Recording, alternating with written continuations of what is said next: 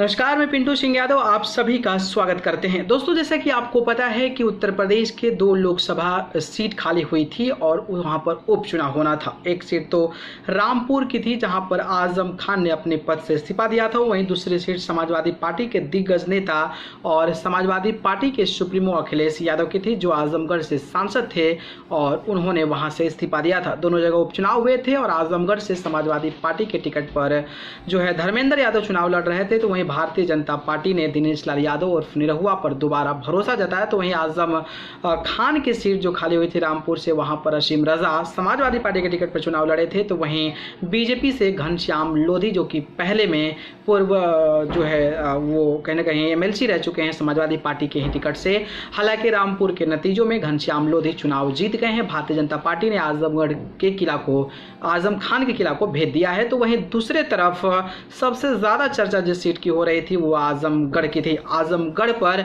जिस तरीके से निरहुआ के लिए भोजपुरी कलाकारों ने जी जान लगा लिया था, भोजपुरी के टॉप कलाकारों में फेमस मनोज तिवारी जो सांसद है भारतीय जनता पार्टी के, इसके अलावा अगर मैं बात करूं तो रवि किशन, बात कर लें निरहुआ के समर्थन में आम्रपाली दुबे की, या फिर पवन सिंह की, गुंजन सिंह, रितेश पांडे, तमाम कलाकार वहां पर पहुंचे हुए थे और निरहुआ को जिताने के लिए भरपूर प्रयास और जोरदार तरीके से प्रचार प्रसार भी करते नजर आए।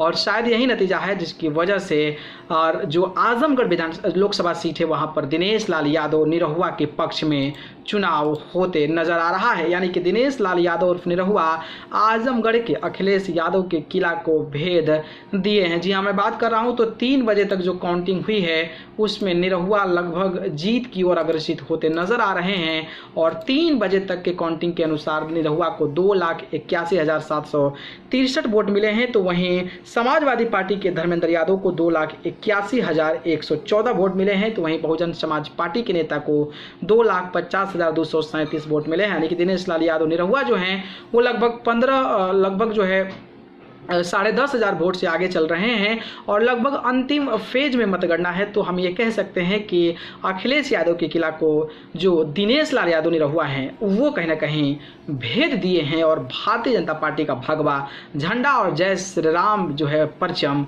भारतीय जनता पार्टी ने आजमगढ़ में निरहुआ ने लहरा दिया है। तो ये अपडेट था, मुझे लगा आप सभी को साझा कर देना चाहिए।